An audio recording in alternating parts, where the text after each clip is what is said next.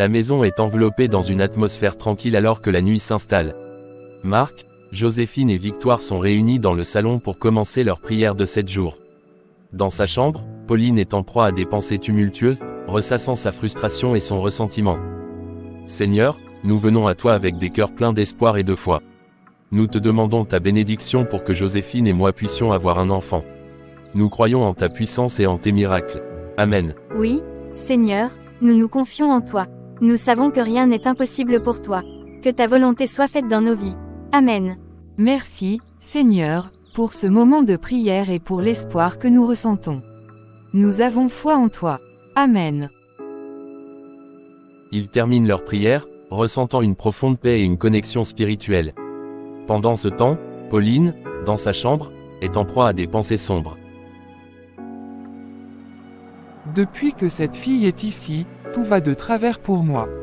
Marc n'a jamais eu de promotion aussi importante avant son arrivée.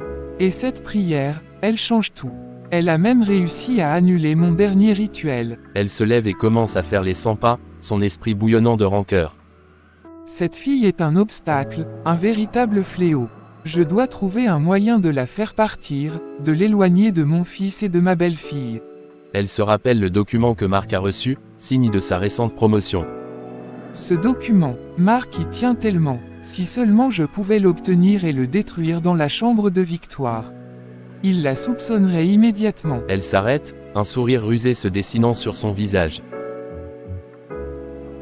Oui, c'est ça. Je vais déchirer ce contrat dans la chambre de Victoire. Il n'aura d'autre choix que de la renvoyer.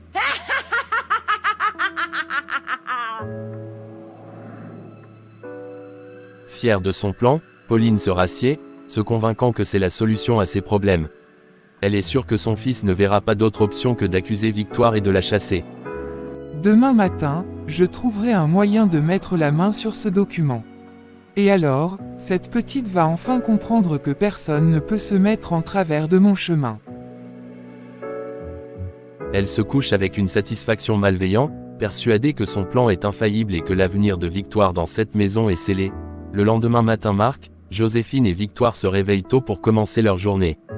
Pauline, quant à elle, est déjà en train de formuler ses prochaines actions, son regard fixé sur l'objectif du jour, récupérer le contrat de Marc. Aujourd'hui, tout doit se dérouler comme prévu.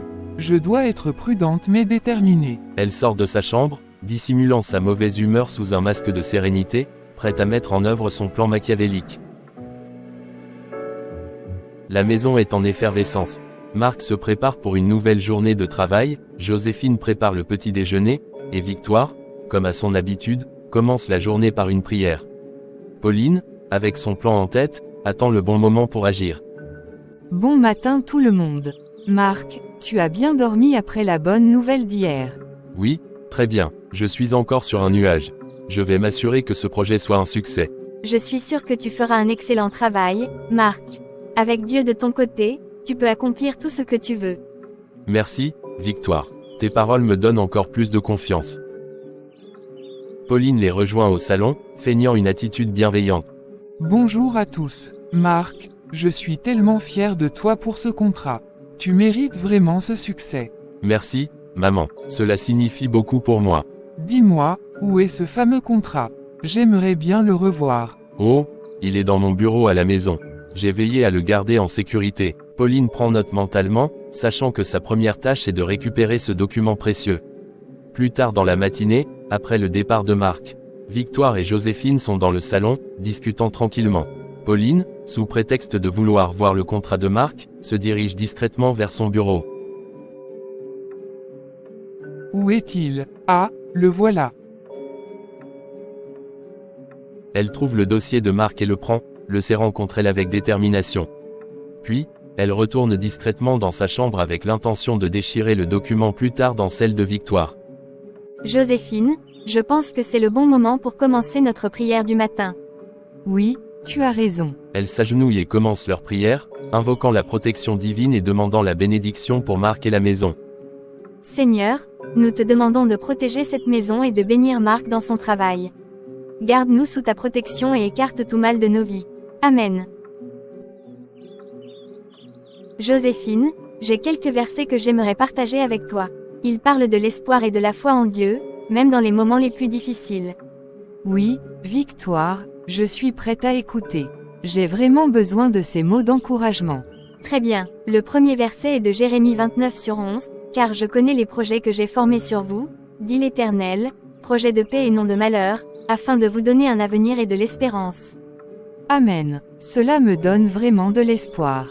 Marc 10h27, Jésus les regarda, et dit, « Cela est impossible aux hommes, mais non à Dieu, car tout est possible à Dieu. » Oui, rien n'est impossible à Dieu. Nous devons garder la foi. Exactement, et souviens-toi de l'histoire de Sarah, dans Genèse 21/1-2, l'Éternel se souvint de Sarah, comme il l'avait dit, et l'Éternel fit à Sarah comme il l'avait promis. Sarah devint enceinte et enfanta un fils à Abraham dans sa vieillesse, au temps fixé dont Dieu lui avait parlé. Même quand tout semblait impossible, Dieu a accompli sa promesse pour Sarah. Cela me donne tellement de courage pour continuer à croire. Oui, et ce même Dieu veille sur nous aujourd'hui. Nous devons continuer à prier et à croire en ses promesses. Pendant ce temps, dans la chambre de Pauline, Enfin, j'ai le document. Cette fille va comprendre qui commande ici.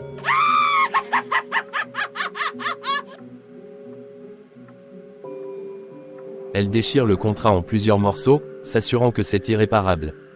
Puis, elle se glisse discrètement dans la chambre de Victoire et disperse les morceaux de papier déchirés.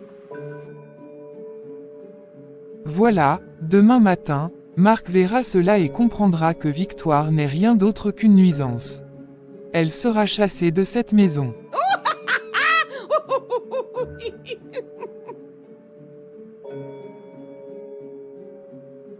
Pauline retourne dans sa chambre avec une satisfaction apparente, convaincue que son plan va fonctionner.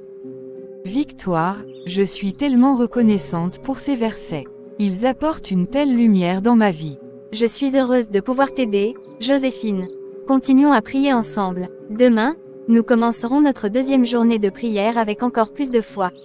Oui, je me sens déjà plus forte et plus sereine. Merci, Victoire. Après leur prière, Joséphine et Victoire décident d'aller faire des courses ensemble. Elles sont de bonne humeur, parlant de leur foi et de leurs projets pour la semaine. Pendant ce temps, Marc rentre plus tôt que prévu, impatient de partager ses progrès au travail avec sa famille. Joséphine, Victoire, maman. Il parcourt la maison, cherchant Joséphine et Victoire. Ne les trouvant ni dans la cuisine, ni dans le salon, il décide d'aller dans la chambre de Victoire pour vérifier. Victoire, il s'arrête net en voyant des morceaux de papier éparpillés sur le sol.